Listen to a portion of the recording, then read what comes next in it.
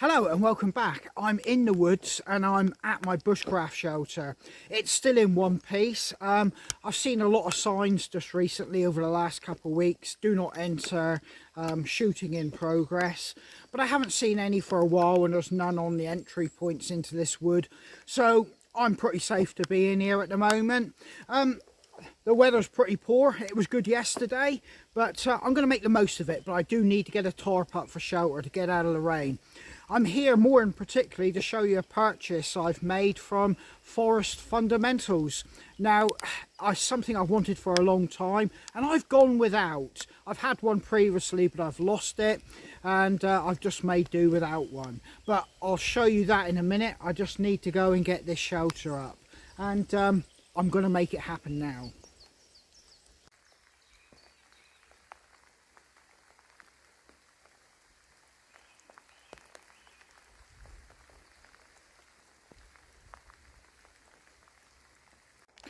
Right, I've set camp up again. A little bit different than last time I was here.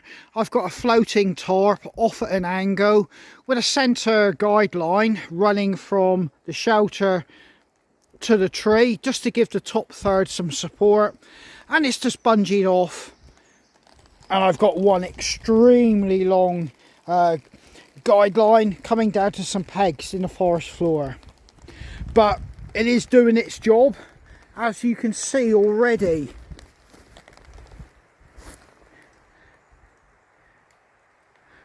And that's why it's always my first priority to get some shelter when I'm in the woods in weather like this.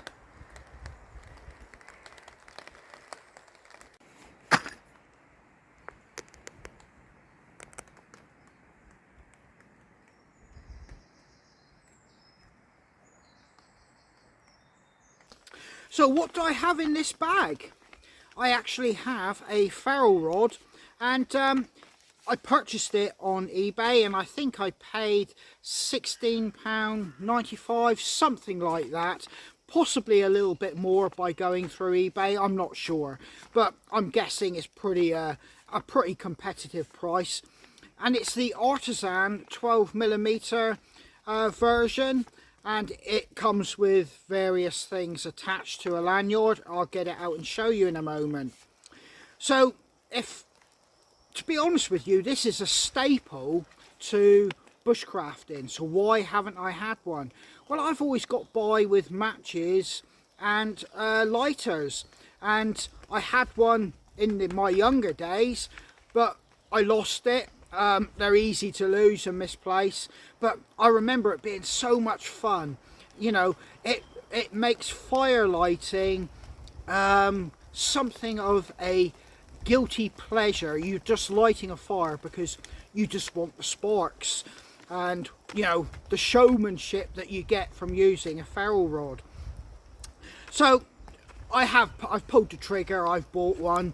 It's not a big sum of money, like I said, or I told you the price there, £16.95, something like that. But I've got one now, so I'll unpack it and we'll have a look.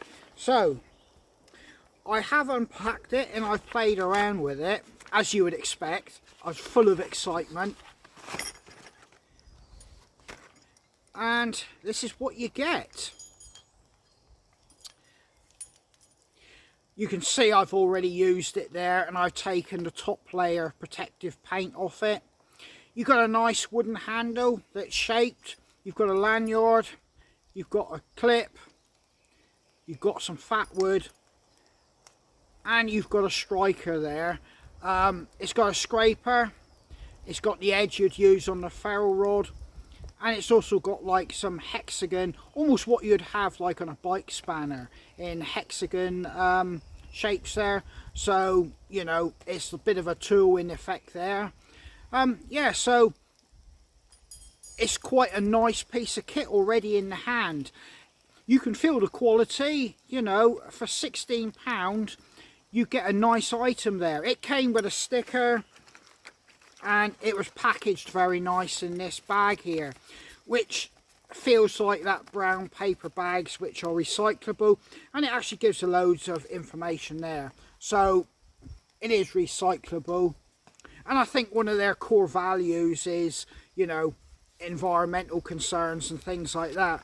So Forest Fundamentals is a British company, and it's a family company, and I think they state on their website that, you know, their main aim is to provide quality items for people enjoying the outdoors for recreational use.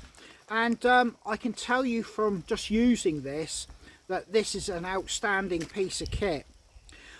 I opted for the bigger version quite simply because I probably won't purchase another one. I'll try not, unless I lose it, and this will probably see me out. I don't use them that often. I'll probably still use a lighter for a majority of my fire lighting, but you cannot believe the joy, and I've forgotten how much joy you get from using an item like this. And basically I'm in a totally soaking wet forest, so don't be alarmed by what I'm doing, but I'll just show you. Absolutely, there is so much joy to be had just by watching those sparks and doing that. It's almost like a guilty pleasure from childhood, but as with everything, this isn't a toy, because obviously you know, there is a fire risk if it's mishandled and misused. Like I said, I'm in a soaking wet forest, so what I did there was of no danger or significance. But yeah, we'll have a little look at this a little bit more in depth now. So here's the actual striker, a little bit closer and in more detail. Like I said, you can see where I've taken the protective coating off, and that's about 2 3/4 inches of striker there, which is enough to get a fair bit of friction to get those sparks created and off that striker. That is a nice touch, and it does feel nice in the hand, and I can imagine it's just that definite one step up from just holding the actual ferro rod in itself. Well, that needs no explaining, that's fat wood, but it is still a nice touch. I mean, I'm surrounded by trees here that I could literally harvest, probably enough to make me a millionaire for what this sells for on eBay. But in any case, a nice bit of fat wood. I've got a really nice lanyard, and it's almost like black paracord, so I should imagine that's well, that would be fire starting material in its own right. You've got a nice little clip here. You can clip it so you don't onto your belt, you know, when you have it in your pocket, so if you bend over and it falls out your pocket, you're not going to lose it on the forest floor like I did many years ago. And here's a striker in more, looking at it in more depth.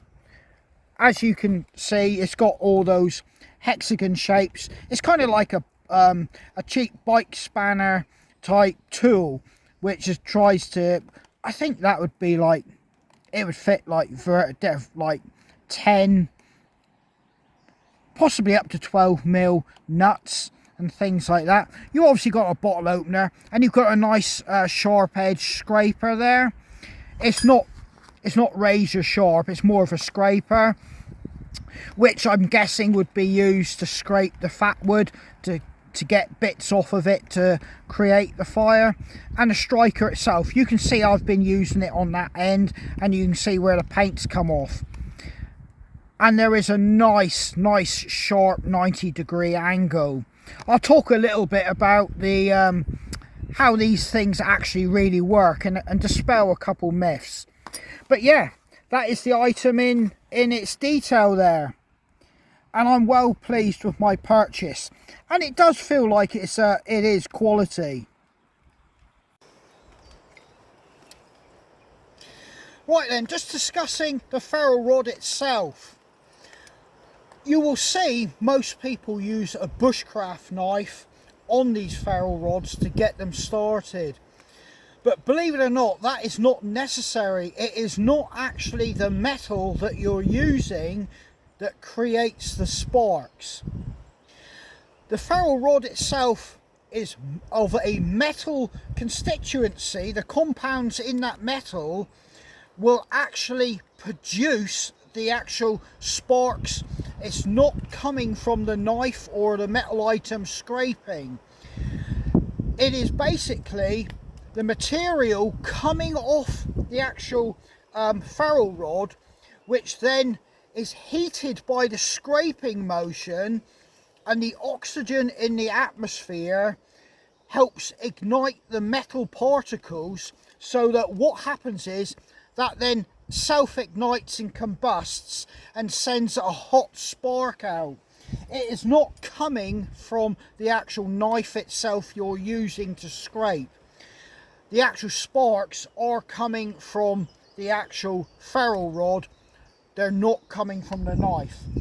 And to indicate that point, I've actually got a piece of old broken tile here, and we'll see if we can create sparks. There's no metal in this. This is just ceramic.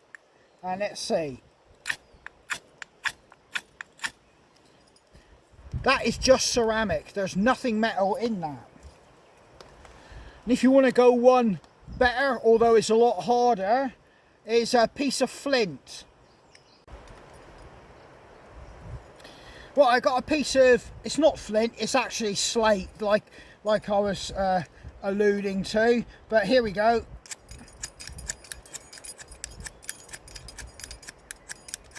Not very productive with the sparks, but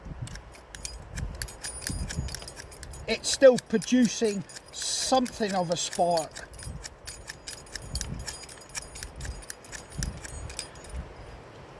What you need to do, it's the sharp edge that actually scrapes the material off, and it's the heat generated which combusts the metal coming off this there.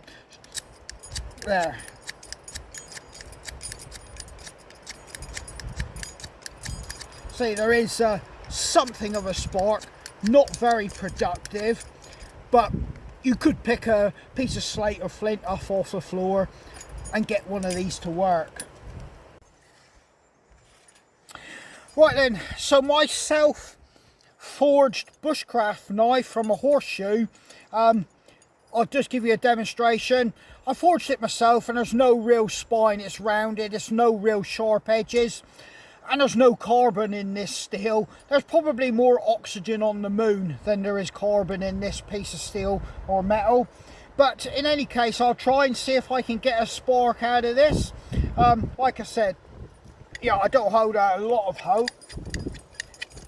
And straight away, you can see it's struggling to produce a spark. That's because there's no sharp edge on this knife here. Don't do this to your 200 or 300 pound bushcraft knife, but it needs sharpening anyway. Just to prove a point, sharp edge. There you go.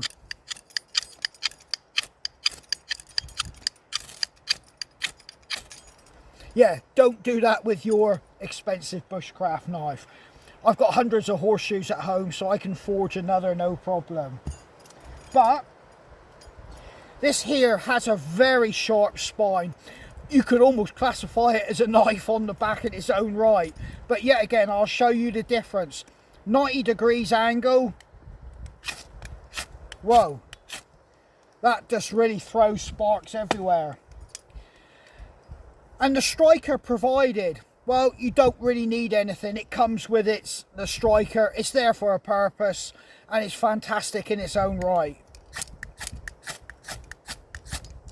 So I hope you can see it is not the actual knife or the quality of carbon in the knife that actually produces a spark. We've produced sparks with ceramic and a piece of slate. So yeah, so if you understand that, you understand it's the compounds in the ferro rod, which is metal, which is igniting under the heat from the friction and the oxygen in the atmosphere, and the metal components self-combust.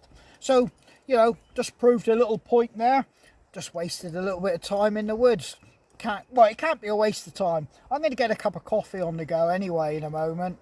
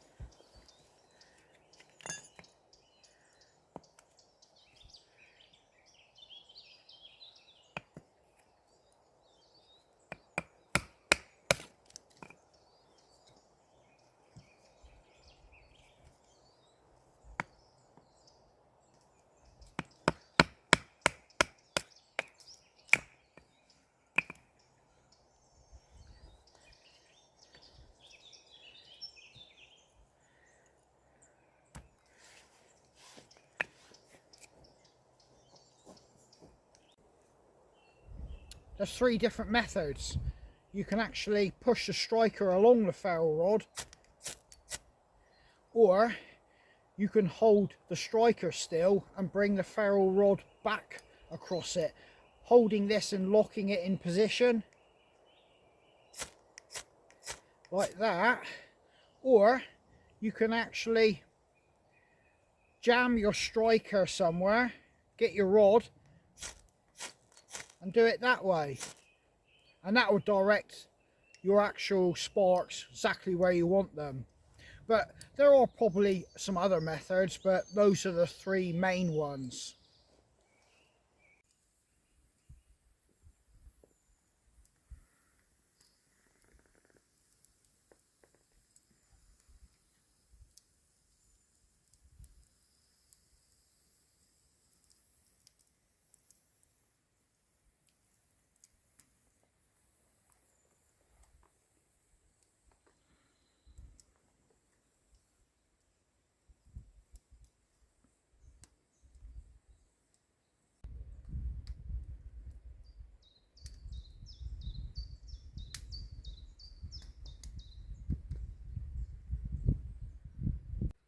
So I think my next overnighter will be back here at the Bushcraft Shelter, and I'll do an overnighter down here before the summer really kicks in and you get a lot more people in and around the woods. At the moment it's still reasonably quiet, and with the rain that we've just had, people are obviously wanting to enjoy their bank holiday inside and watching the TV and having some family time. Can't blame them.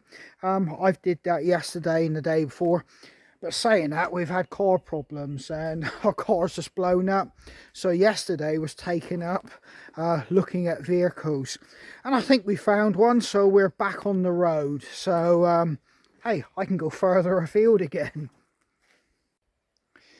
Absolutely stunning views. The rain has eased off and we've got a bit of sun poking through, but that's only short-lived. There are grey clouds behind me coming. So thinking back to my old ferro rod, I can definitely say it didn't have the capability that this ferro rod does by, you know, forest fundamentals. This one, you know, is not a disappointment. It's absolutely outstanding. The amount of sparks it's throwing off. But my memory, just thinking back, it was never as easy to get the quantity of sparks that I'm getting off this one with very little effort. So I can only assume not all ferro rods are created equal. I could be corrected on that. It could be just my imagination, but yeah, my memory serves me, it was never as easy to get the quantity that I can get off this one. If anybody knows anything that different about the construction of ferro rods, I'd be quite interested. But yeah, this Forest Fundamentals one, I could thoroughly recommend it.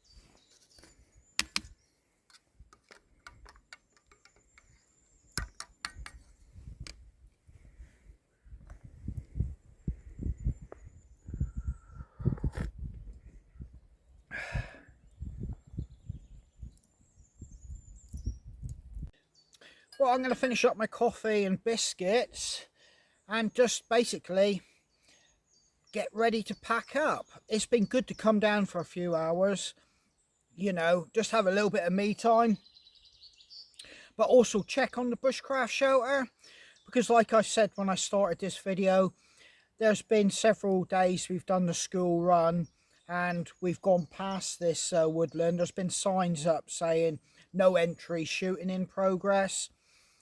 And when you see signs like that, don't even think about going in the woodlands. No matter what your views on hunting are, forget it. Stay out of the woods. Don't interrupt what other people are doing for their safety and, more importantly, your own. So if you see signs shooting in progress, don't even think about it. But in any case, yeah, my shelter's still in one piece here, so I'll be able to get a overnighter. There's always that thought when you start getting people coming in the woods, like hunting and, dog walking, and it's getting warmer, so families may travel here to come in these woods. You've just got that feeling, that will it be here the next time you come? So it's been a good little recce to make sure it's all okay. And yet again, it's flourishing the outside. It seems to be doing very well. So yeah, next thing is to plan the next overnighter. So I'm going to finish this up and I'll catch you in a moment.